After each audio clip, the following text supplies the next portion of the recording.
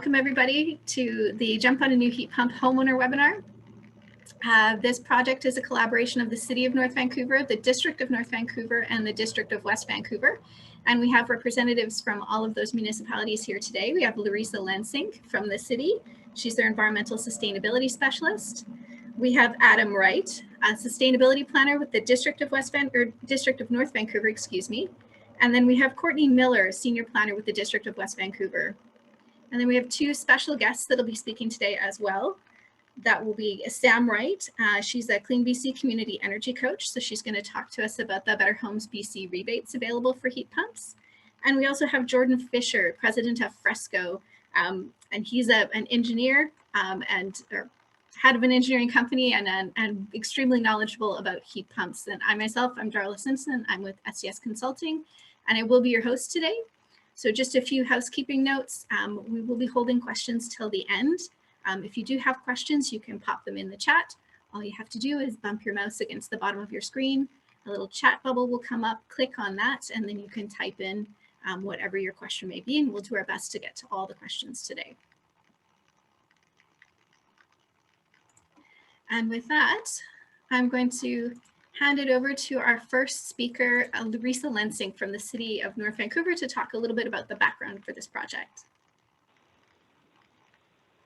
Thanks, Darla, and yeah, thanks everyone for coming tonight. It's great to see everyone on the call. I'm going to go through a bit of the background to our Jump on a New Heat Pump project and why we're hosting this webinar. So on a high level, the main reason municipalities and other levels of government are invested in heat pumps is their low carbon potential.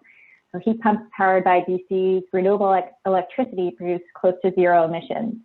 So that's why the electrification of buildings, largely through the installation of heat pumps, is a significant priority for us. All through 3 North Shore municipalities and many others in the region share a climate target of achieving net zero emissions by 2050. Emissions from buildings account for almost half of our community-wide emissions across the North Shore, and this is directly correlated with the fuel source powering space and water heating systems. So switching from natural gas to electric heat pumps is a critical piece in achieving our climate targets. Electrification of the building sector is also a priority for the province, and heat pumps are a big part of the CleanBC climate plan to address emissions from buildings. There are several initiatives underway to encourage this transition to heat pump technologies. So for new construction on the North Shore, all 3 municipalities have adopted low carbon step code requirements, which will take effect this year. So under these requirements, all new homes will be built to either the highest step of the step code, which is very energy efficient, or step 3 with a low carbon energy system like a heat pump for space and water heating. So as you can see from this infographic, homes heated with electricity can achieve a 90% reduction in greenhouse gas emissions, even at the lowest step of the energy step code with low energy efficiency compared to a home heated with a natural gas system. The province is also incentivizing the construction of new homes with electric space and water heating systems by offering several generous rebates for heat pump installations in new homes. On the retrofit side, the province is offering significant rebates for heat pump installations replacing natural gas systems. In addition, all 3 North Shore municipalities are offering a $2,000 top-up rebate for fuel switching heat pump installations. So residents are eligible for a total of $8,000 in rebates for a heat pump. And these municipal rebates are on a first-come, first-served basis. The province is also committed to developing a retrofit code by 2024 to bring existing buildings up to modern standards for comfort and efficiency. And we're advocating that these include greenhouse gas emissions targets.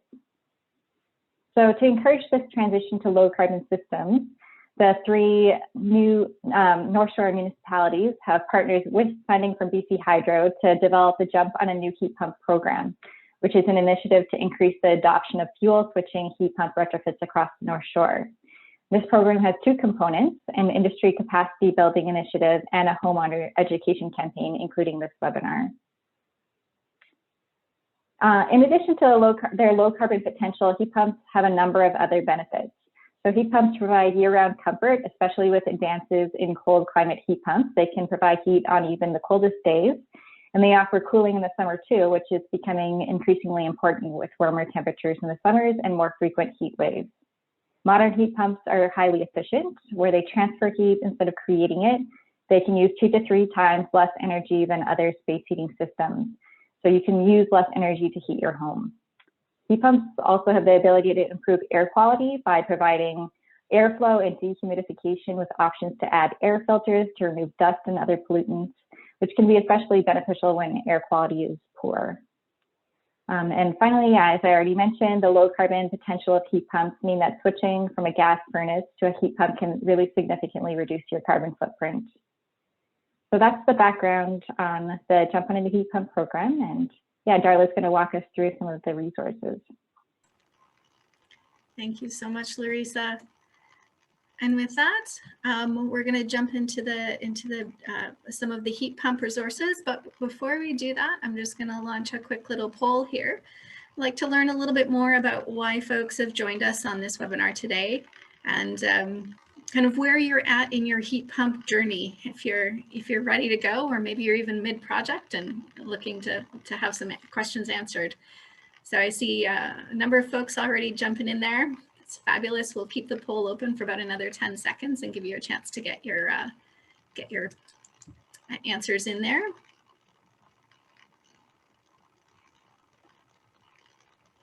And looks like that's everybody. So you can see here that most people are kind of contemplating the switch. A couple people are just on the curious end, and then some are decided and probably looking for some more concrete resources. So and others in the planning stage. So really across the whole spectrum. So hopefully we'll be able to answer all of your questions for you today. So as Larissa mentioned, we do have a number of heat pump resources that have been developed as part of this program. On each of the municipal websites, there are a number of guides that we've developed to help guide you through each of the steps. So right from how heat pumps work, types of heat pump systems, and whether or not a heat pump might be the right decision for you, navigating heat pump rebates, which Sam is going to talk to us a lot more about a little bit later, and then what you need to know when installing a heat pump. So really it's meant to guide you through all the different stages of the development. There's a video on those websites as well as some access, as well as a group purchase rebate, which Sam is going to mention, and some other referrals to the Better Homes BC rebates. So I encourage you to check that out. Go to your municipal website and search heat pump if you haven't already, and you can find those resources. And as Larissa mentioned, the big benefits of heat pumps are, of course, in the energy savings. They are very efficient relative to other heating systems. There's the option of adding cooling, which is certainly a benefit as our summers get hotter and drier, and the potential for wildfires increases, which helps with the air quality issues in our home, being able to close the windows on those extra hot days and keep the air pollution or smoke outside. And then, of course, the benefits for the environment and our dramatic reduction in our GHG emissions. And then on top of that, right now is a really great time to make the switch, given the fantastic rebates that are available from the province and a number of top-up rebates that are available through your municipalities as well. So we're going to dive into how heat pumps work here very quickly, and this is just going to be a very high-level discussion of how heat pumps work. But before we do that, another quick poll for everybody, just to get a sense of what kind of a heating system you have in your home right now. And this is multiple choice, so you can pick your primary heating system, and then if you have a backup heating system as well, just to get a sense of what folks are thinking about switching from.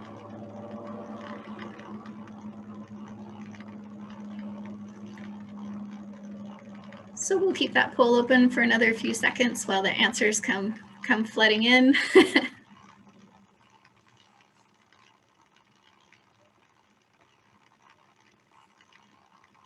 Excellent. So I think that's everybody. And it looks like most people are looking to switch from a natural gas furnace.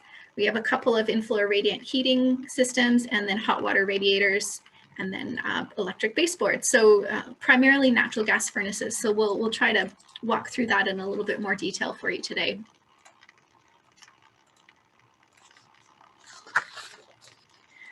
So Larissa mentioned that heat pumps are energy efficient, and some of you may have heard the quote that heat pumps are 2 to 3 times more efficient than conventional heating systems, and might be wondering how it's possible to be 2 to 3% more efficient. And so as she mentioned, they don't make heat, they move it. So they capture latent heat from outside air, and that air temperature can be as low as -30. They then take that heat and they concentrate it, transfer it inside your home, and then transfer it to either air or water that is then circulated through your home.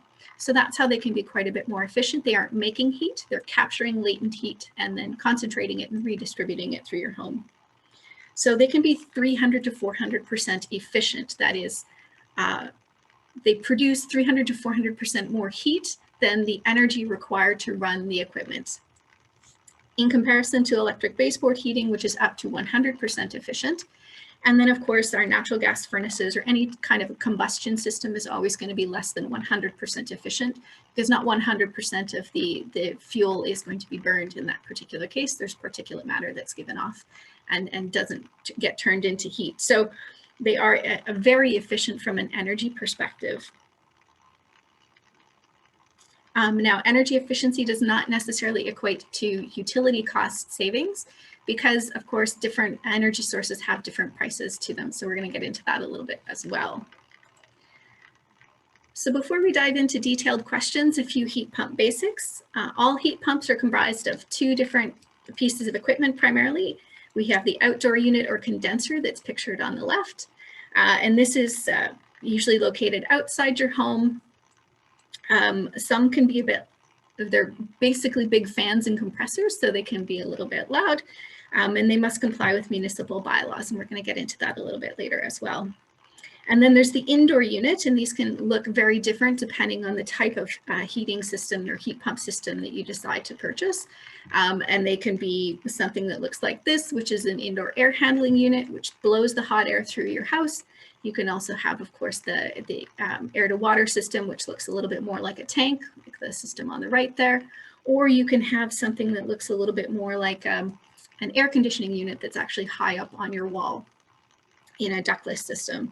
And as we mentioned before, these provide both heating and cooling, and they provide more continuous heat at lower temperatures. So unlike a furnace that cycles on and off, your heat pump does run 24 hours a day to maintain that temperature. So there are three main heat pump system configurations, and these are very simplified for the purposes of our conversation today. The first type is an air-to-air heat pump. So these are typically the replacement for a central forced air furnace. You again have your condensing unit outside and your air handling unit inside. One of the important things to take note of here is that the indoor air handling unit needs to be, or the unit needs to be sized appropriately for your home. So you should be having a heat loss calculation done to make sure that the heat pump that you select is the right size. You'll also need to make sure that your ducting is appropriately sized and configured to make sure that the heat is being distributed well throughout your home. So that's the main air-to-air heat pump. There's also air-to-water heat pumps. So these are for hydronic heating systems, either in-floor radiant systems, or if you have a hot water radiator or hot water panels. And again, these are less common, I would say. They work best when you have parallel heating loops in your home. That is not one long continuous loop through your home, but a number of shorter runs.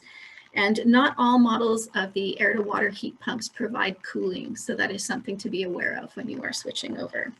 There are also combined heating and hot water pumps if you do have a combined system in your home right now or are looking to save space in your utility room.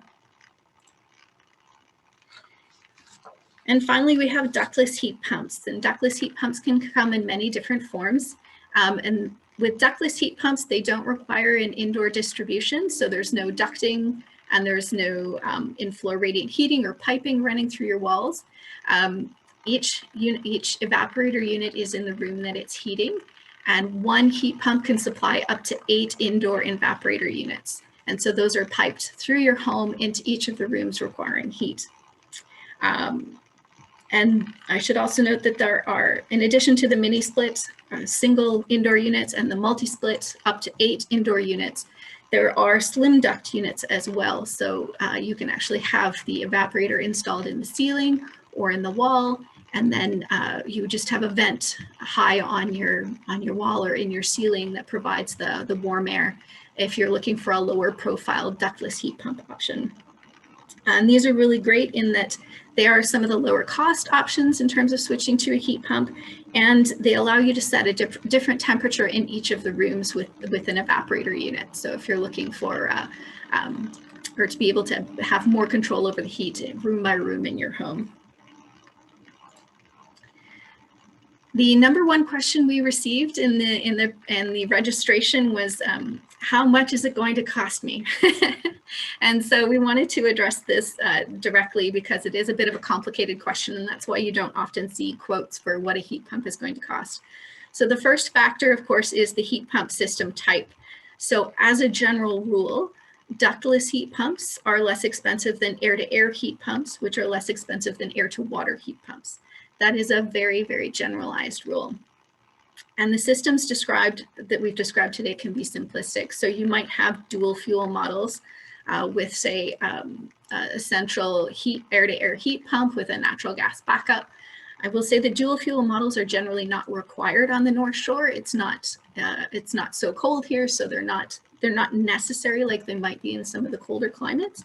However, if you have a particularly large home or other challenges in your heating system that can't be fixed, like duct sizing, a backup or a dual fuel model might be an option. So there are many different configurations of heat pumps that can help cause an increase in the cost.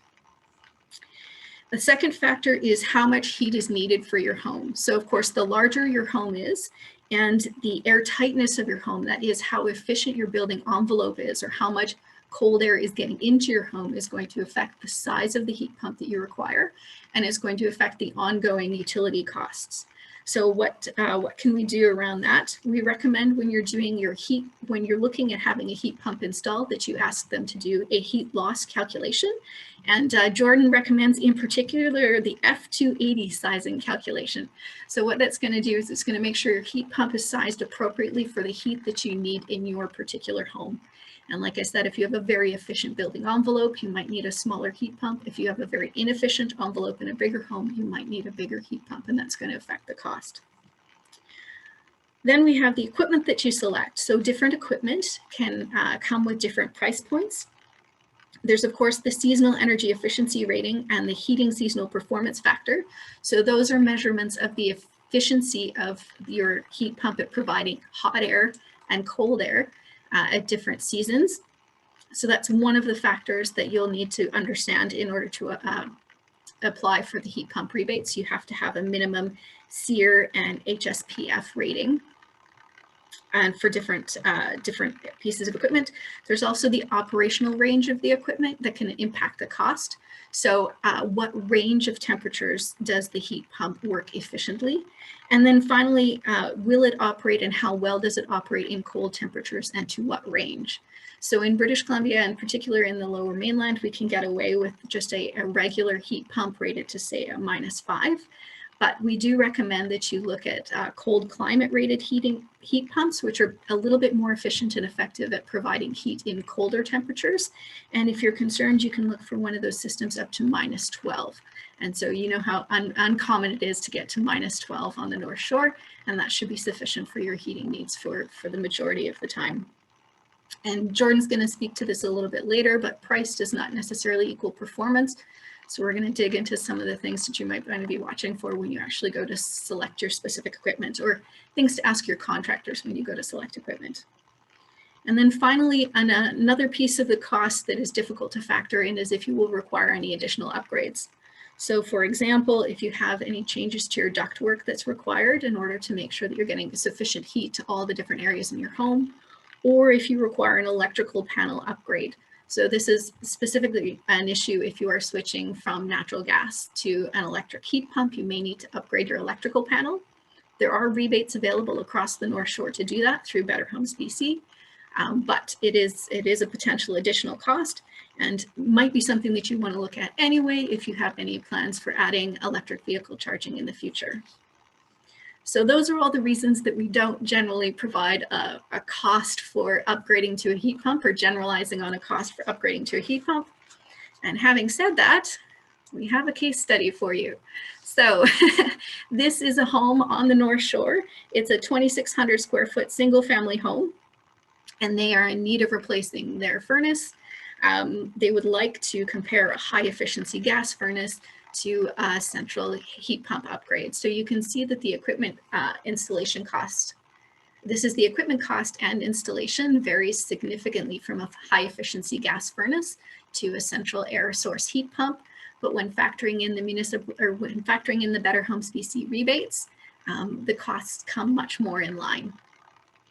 Now, this particular home is quite energy efficient and has a well insulated envelope, a well sealed envelope.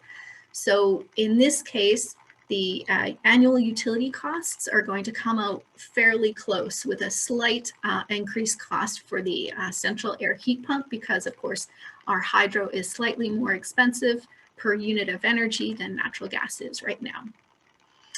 And of course, with the heat pump upgrades, you also get the improved air quality. There's no longer any combustion in the space. You do have the summer cooling features as well. And then you can see the significant decrease in the GHG emissions of your home. So going from roughly the emissions of 3.25 smart cars driving a year to what it takes to produce a 2-liter bottle of soda. So I will say, again, huge caveat, this is one particular home. The costs in your particular home might vary substantially. Some other considerations that you'll want to be thinking about as you go switching to a heat pump, and again, these are covered in the homeowner guides.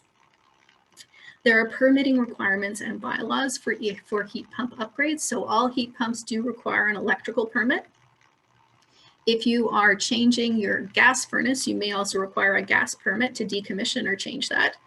If you're altering your boiler, you will need a plumbing permit. And if you are wall mounting your external condensing unit, you may need a building permit. So we strongly suggest that you contact the permitting department of your municipality to find out the specific permits that will be required. And we encourage you, just as a hot tip, to apply for all the permits at the same time to prevent any delays. In addition to that, there are bylaws around the noise control and siting of your condensing unit. So again, Jordan can speak to this quite a bit later. Modern condensing units are not particularly loud. Many of them are similar to your refrigerator, so they can be quite quiet, but you of course don't want to be placing them under your neighbor's window if that's going to impact their comfort in their home or cause any noise issues. So there are bylaws around the siting and noise generation of these outdoor condensing units. So when selecting a unit, you may want to ask for a quieter condenser or quieter condensing unit if you're concerned about that, and you'll definitely want to contact your bylaw officer to make sure that you understand what the requirements are there. And with that, I'm going to hand it over to Sam to talk about all of the fantastic rebates that are available through Better Homes BC.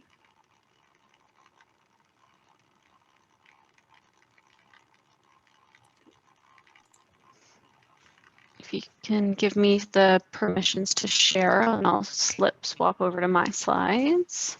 Yep, you should be set now.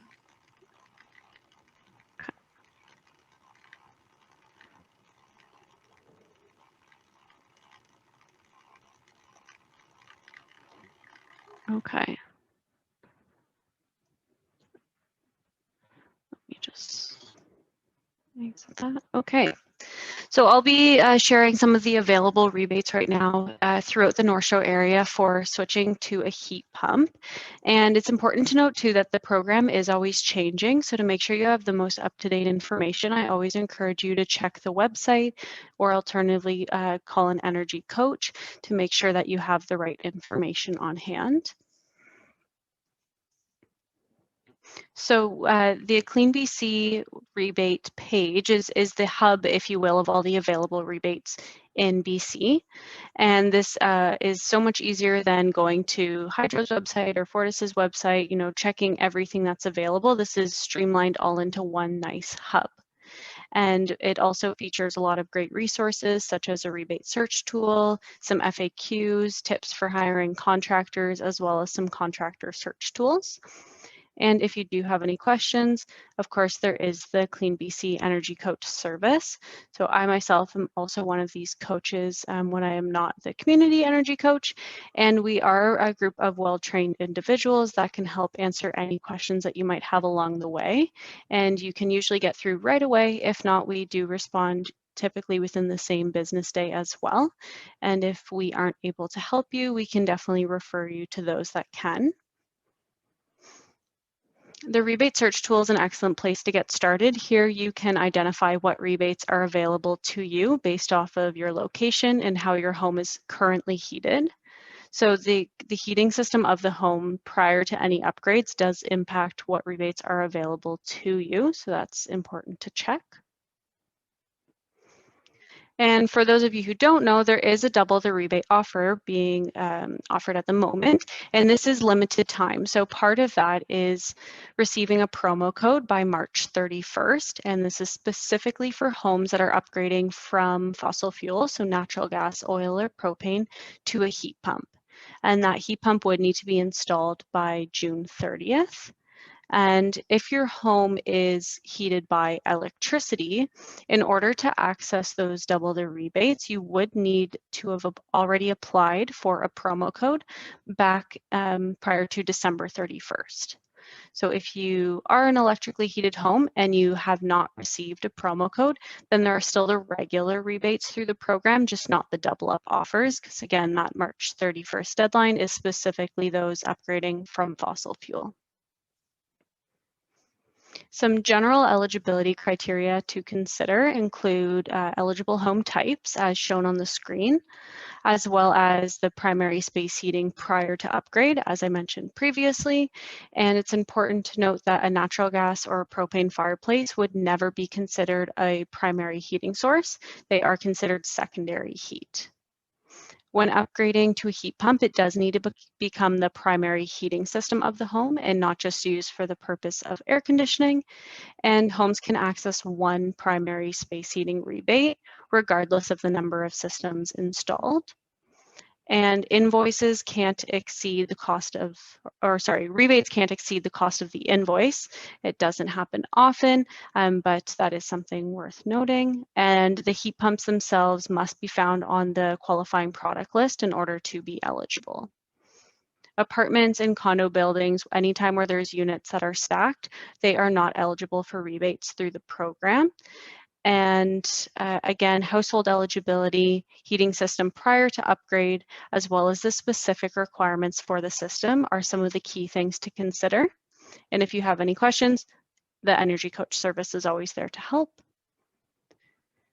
Here is an overview of some of the main fossil fuel to heat pump rebates currently available. So on the screen, there are the base rebate amounts through the CleanBC program, and that's reflective of the double up amounts as well. And then there is the top up value that is being offered throughout the North Shore as well. And I do encourage you to check out the summary pages to learn more about the specific requirements for each of the given rebates. And for those of you who are considering upgrading from fossil fuel, so specifically a natural gas furnace, and you're not sure if you want to remove that furnace altogether, I would consider looking at the dual fuel rebate. This one in particular allows for the integration of a central ducted heat pump with a natural gas furnace as a backup. So that heat pump would still be the primary heating system of the home, but the gas furnace would be used as the backup. And in order for this to be eligible for the rebates, there are some key eligibility requirements, such as a heat load calculation, as Darla mentioned previously, and an outdoor set point when the furnace would kick on. And for all of the other rebates that aren't the dual fuel, so whenever you're going to an all-electric system, you would require proof of removal or decommissioning of that old system as proof when submitting your rebate application. There are also some rebates available for air to water systems, as well as combined space and water systems.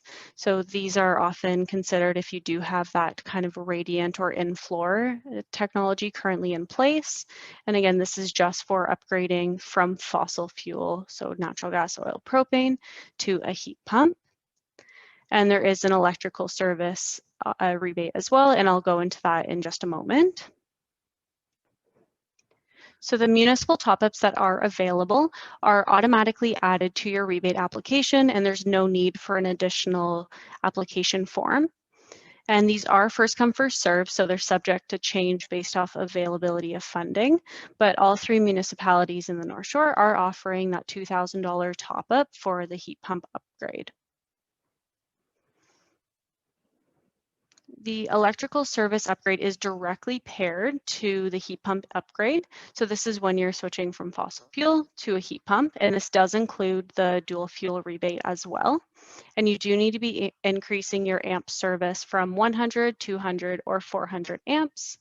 And in order to access this rebate, it must be applied for on the same application form as the heat pump. So that's something to keep in mind. And this is also a part of the double up offer as well. So again, getting that promo code by the end of March. This rebate is usually 500 and has doubled to 1,000. And I believe some of the municipalities have some top ups for this as well. And there is also an additional offer, and this is the heat pump group purchase rebate, or GPR. And this is an additional rebate of up to $500 that encourages homeowners working together to grow a group when making that switch to a heat pump system. So rebates are based on group size. So the larger the group, the larger the rebate. And there is a group on a specific code on the screen here, and this is for the North Shore region. And if you do join this group, you must register with the link on the screen, and you have the chance to get that up to $500 amount depending on the group size. So everyone must register with a code. So again, there's the code on the screen, and it is active for 90 days. So this particular one, so the GPR 36 group, is active until May 25th.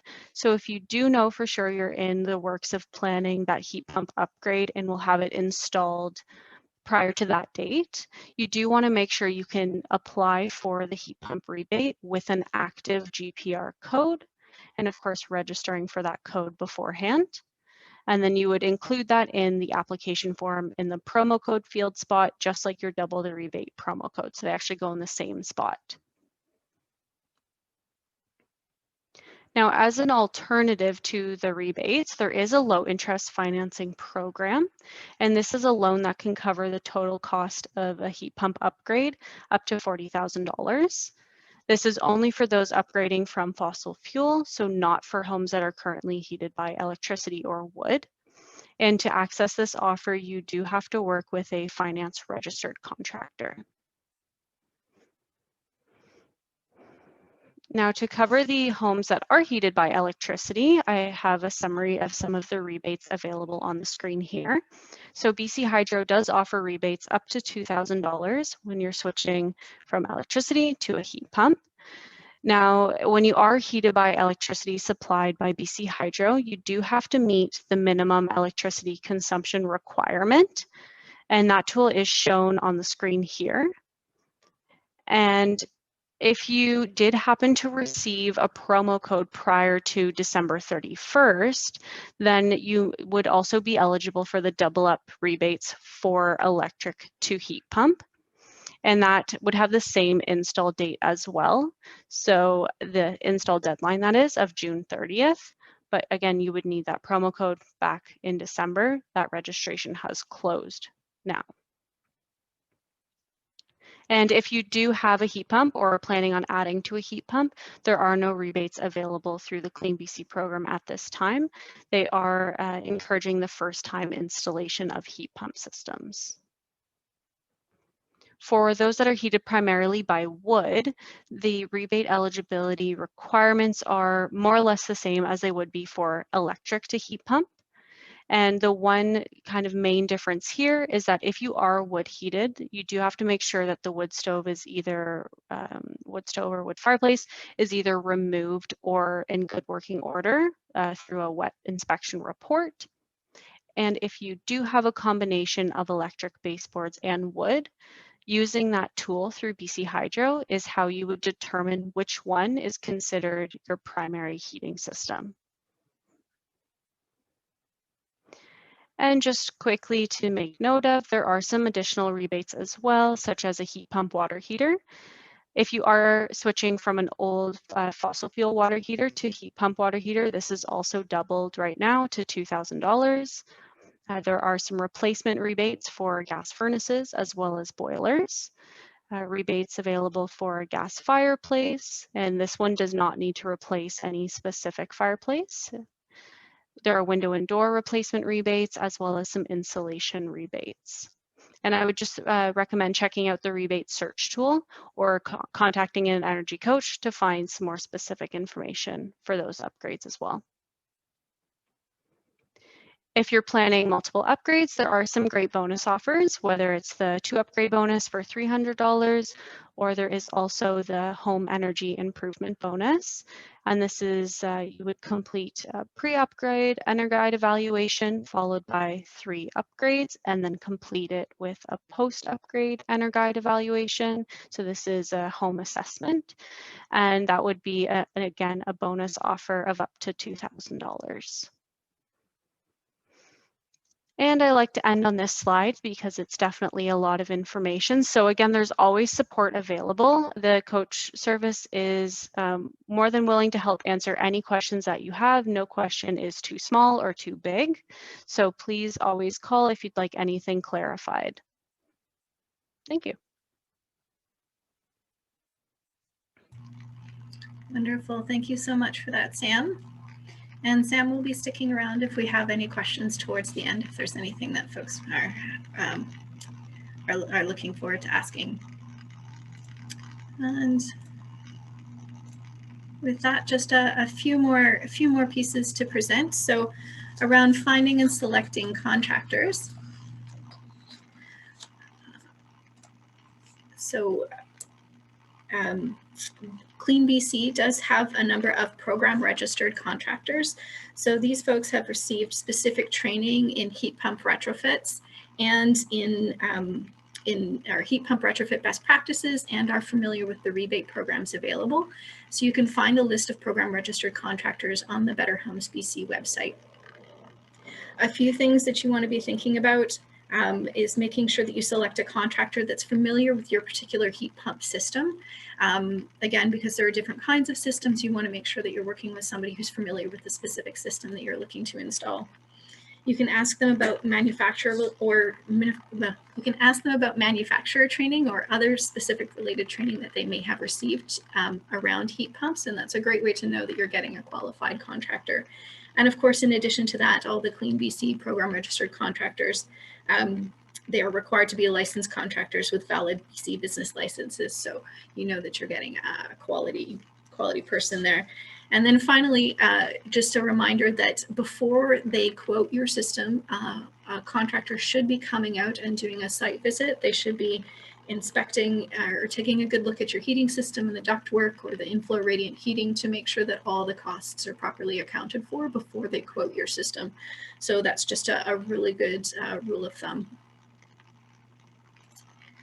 And with that, we're going to dive into the Ask an Expert portion of our webinar today and put Jordan Fisher on the hotspot. So Jordan is a leader in BC's energy efficiency revolution and has been working on heat pump projects in the residential sector since 2006. So he's both played a role as an advisor on heat pump work and new residential home studies, working with training programs for contractors. He also has had 2 homes with heat pump installations, so he can talk to you about it from his personal experience. And he, of course, heads up Fresco Building Efficiency, which an energy efficiency engineering firm that specializes in retrofits, including heat pump upgrades. So welcome, Jordan. Thanks very much, Darla. Excellent. So just a reminder to folks that if you'd like to submit a question, you can, again, just bump your mouse against the bottom of your screen and the chat feature will come up. That looks like a little bubble. You may have to go over to the 3 dots that say more and then hit the chat, and then you can see that your question will appear there. So Jordan, we did have a few questions that came in from the pre-registration, And we're wondering, we have a question here. I have both a heat pump and a gas forced air furnace. Should I only use gas forced air in real cold weather? So what is the best way to set up a dual fuel system? Yeah, so if you have, it really all comes down to how good a heat pump system that you have, and that's both how good the heat pump itself is and then how basically adequate the ductwork in your home is. If you had a system that was, let's assume that you had a really good quality heat pump and really good quality ductwork, you actually really would never need to use the natural gas furnace at all. And so then your decision to use a natural gas furnace would really just be a personal one of whether you wanted to use that system. Certainly using the natural gas furnace is going to have higher greenhouse gas emissions and not be as environmentally friendly to operate as the heat pump will be. Having said that, especially in colder weather, again, it depends exactly on your system type and a number of different factors, but I'd say overall, especially in cold weather, the gas furnaces are going to be cheaper to operate just because natural gas is quite a bit cheaper. Now, for a lot of homes that don't have a top quality heat pump or don't have really adequate ductwork, your heat pump may not work really effectively at those colder temperatures. And so in that case, you would want to use the furnace below that temperature. Now, you might ask, well, at what temperature is that below? And so that really is two things that we look at there. And one of them is called the balance point or the thermal balance point.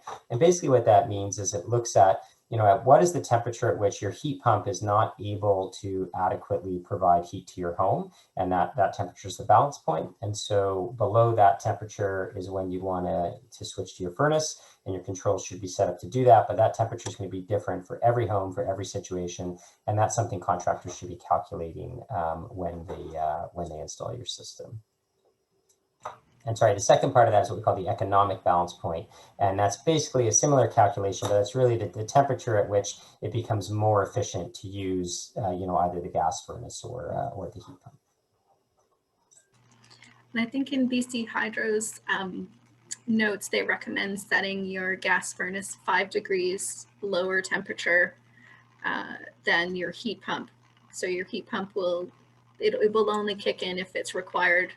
If your heat pump is not able to keep up to the temperature, you've set it to -5 degrees. Yeah, I think we're talking about two different things there. So I think if you had two totally separate systems, then that had their own thermostats, you could set them at different set points. If you're talking about a hybrid system, then ideally you should have a system that's designed to work together with a thermostat that's designed to control those systems. And then I believe that and Sam could probably speak more to this if there's specific questions about it, but in order to get the rebate, you are required to have a heat pump system that is able to perform at those colder temperatures and is set up in such a way that the heat pump is going to be what's operating up until that set point. I think they changed that since I was last involved in teaching that stuff. So anyway, Sam could probably verify the specifics if you are putting in a new hybrid system. Yeah, that would be in our region specifically, so Lower Mainland, it would be set to 5 degrees. And the heat load calculation would also help support the sizing requirements for the heat pump. Thanks.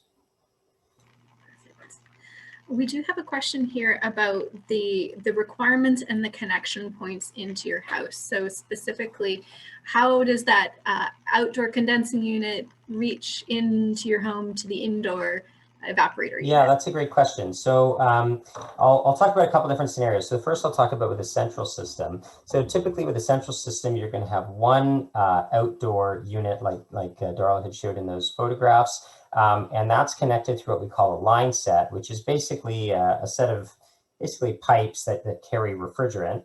And that refrigerant will go from that outdoor unit and it'll basically enter into your home. And there's different, the contractor will determine where it should be located and at what point it should enter into your home. And then that pipe will run to that indoor air handling unit. So the connection point, so that's really the point at which your outdoor unit connects to your indoor unit. And then your outdoor unit, of course, also has to electrically connect to your panel. And so an electrician would basically connect your panel to that outdoor unit. Now, if you had something like a ductless heat pump, it's the same basic idea, but instead of being located in what's probably like your furnace room or something like that, that line or lines, if you had multiple systems, it would basically run from that outdoor unit to the indoor. It could be a wall-mounted head would be the most common, although there's, as Darla mentioned, there's a number of configurations. And if you had more than one indoor unit, then there would be multiple ports on that outdoor unit, and they would all connect to the various indoor units in your home. And one thing I should mention, because it's something that not a lot of people consider, is you can, instead of having, one outdoor unit, let's say you had two places you wanted indoor heads, you could just have a dual head system, basically one outdoor unit that'll connect to two indoor heads. I actually just did on one of my own properties, a system where I actually ended up doing two separate single head systems. So one outdoor unit to one indoor unit, and then on the other side of the property, one outdoor unit to one indoor unit. And there's advantages and disadvantages to both those options. But one of the advantages is it can save you from running really long lines of refrigerant. And it's also just a bit of simpler system, and it makes it easier for each zone, we would call it, to operate independently.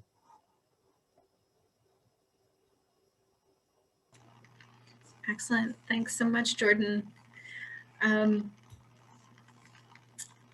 Just looking through the questions here. And can you talk a little bit more about the quality of equipment and performance, and specifically the cold temperature ratings and operational range? Sure. So every heat pump model will have published specifications on it, and those specifications, which I don't expect you to go look up, but it's certainly something your contractor should be familiar with. And that'll say for any given heat pump, how efficient is it, and how much heat does it put out at various temperatures. And so all that data is available for basically every heat pump on the market. And so you really want to look at, you need to have, as Darla mentioned, that heat load calculation. Again, I strongly encourage you to ask your contractors if they are doing, number one, that they're actually doing heat load calculations. Some are sort of still using these rough approximations, which you're not really supposed to do. And two, that they're doing an F280 heat load calculation. That's basically the Canadian standard for heat load calculations. And so they'll do that calculation, and that will tell them basically how much heat does your home need. And then they've got to go look up different heat pump models that'll be able to deliver that heat and be able to deliver it at various temperatures. So basically, you ideally are going to want to, for example, I just got quotes from a couple different contractors for the system that I just put in, and they were actually almost exactly the same price. Two good quality manufacturers. I won't mention the names, but and one of them had a range of something like at a certain particular temperature I was looking at, from something like 5,000 BTUs, that's like basically a quantity of heat, up to about 12,000. And the other one had a range of 3,000 BTUs up to about 16,000. So it had a much bigger range.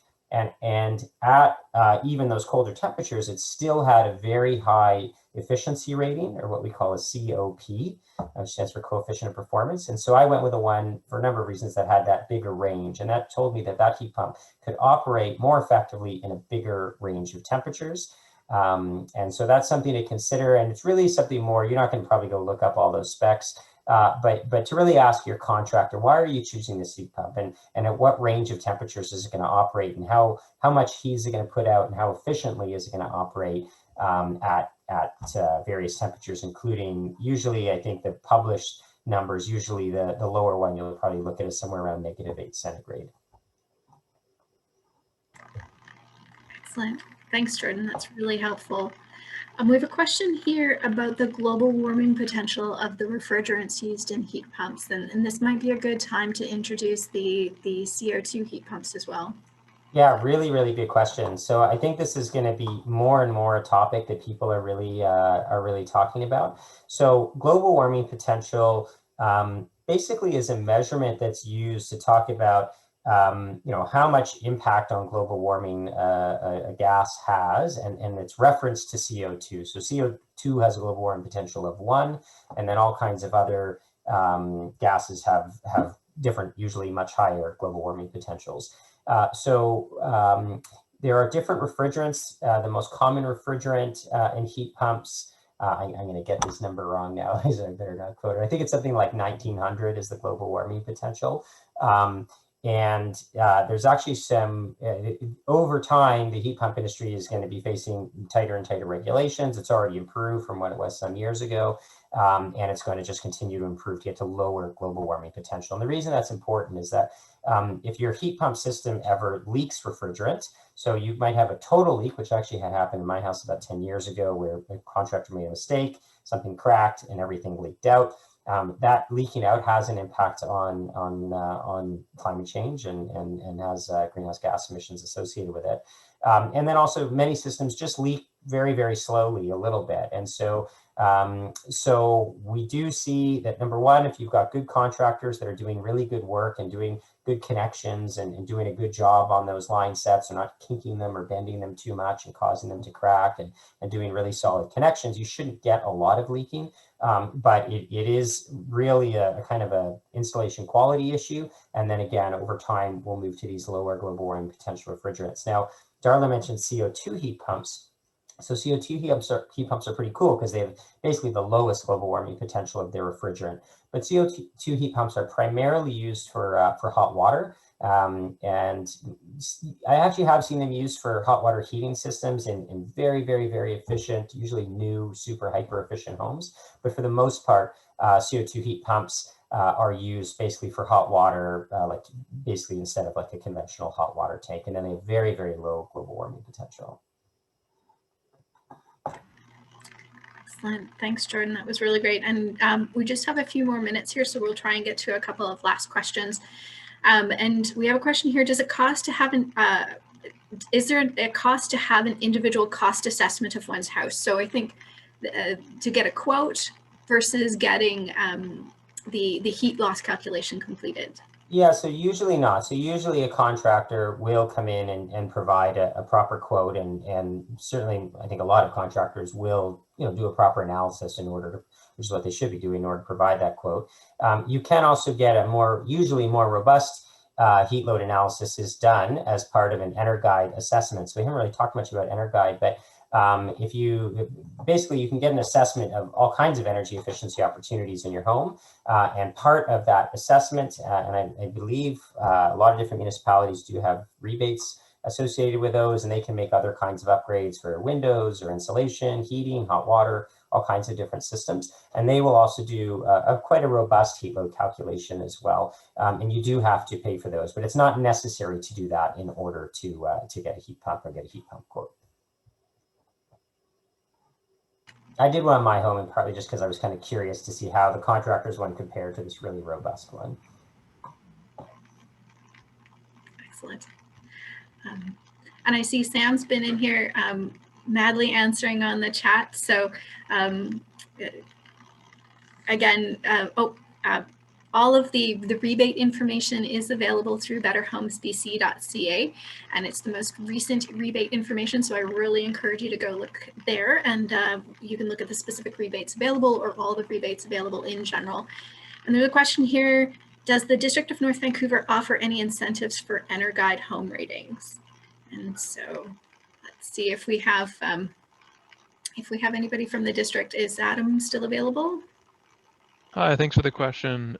The district does not currently offer any incentives for EnerGuide valuations, as far as I understand. Sam, are there some rebates through CleanBC for EnerGuide evaluations? Yeah, so in terms of rebates for that EnerGuide evaluation, for the initial pre-upgrade evaluation, so this would be before you start those upgrades in your home, there is a $200 rebate just for completing that evaluation directly through the CleanBC program. And then it does look like specifically the City of North Vancouver does offer a top up to that. And yeah, but not the other ones, but the City of North Van. I'd make one other comment just related to EnerGuide. It is a really great idea to be able to undertake other kinds of energy efficiency measures in conjunction with a heating system upgrade. So if you can improve your efficiency, improve your air tightness, and improve your windows, all those sorts of things, not only is it going to make your home more comfortable, potentially more valuable, and more efficient, but it also reduces the heat load of your home. And so what that means is that you can actually get a smaller heat pump the more efficient that your home becomes. And so if you were to just get your heat pump and 2 years from now, you went in and made those, replaced all your windows as an example, your heat pump might actually end up being somewhat oversized. Now, if, as I mentioned, you chose a heat pump with a really, really good range and one that's not, you're not just looking for something that can operate at really high levels of output, you actually want something that can also operate at really low levels of output. So in those sort of mildly cold days, sort of shoulder season kind of days, your heat pump can still perform really well and isn't too big.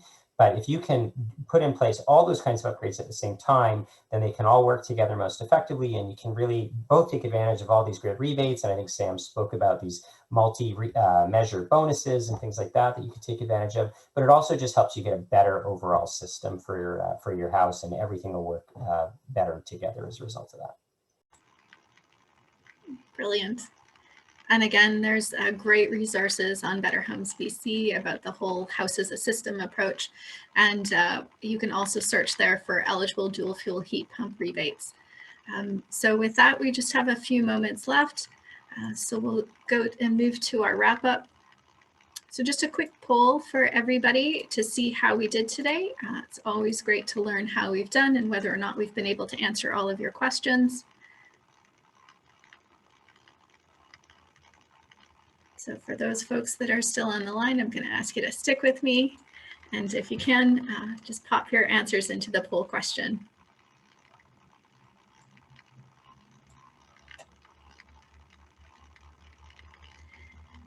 And while you're doing that, I'd like to take this opportunity to say a big, huge thanks to Sam and Jordan for joining us on this Wednesday night on spring break. I'm sure they had many other things they would normally be doing on a Wednesday night. So thank you for coming out and sharing your expertise with us today. And as well, a big thanks to Larissa and Adam and Courtney at the municipal representatives for this program, for the City of North Vancouver, the District of North Vancouver, and the District of West Vancouver. So thank you very much to everybody. And thank you for those that were able to get the poll results in, always much appreciated. And so just a reminder again that if you're looking for resources, there's some basic homeowner resources available through your municipal website. Just go there and search heat pump and you'll be able to access the homeowner guides as well as the group purchase rebate with the most current code. And it'll also direct you to Better Homes BC for current rebates available. And again, that double your rebate or double the rebate is available until March 31st. So if you are interested in installing a heat pump, I would encourage you to get on that and make sure you get in there and apply. And a big thank you again to everybody for taking the time this evening, and to our program partners, including BC Hydro as one of the sponsors for this program. So thank you very much, everybody, and have a wonderful evening. Thanks, everyone.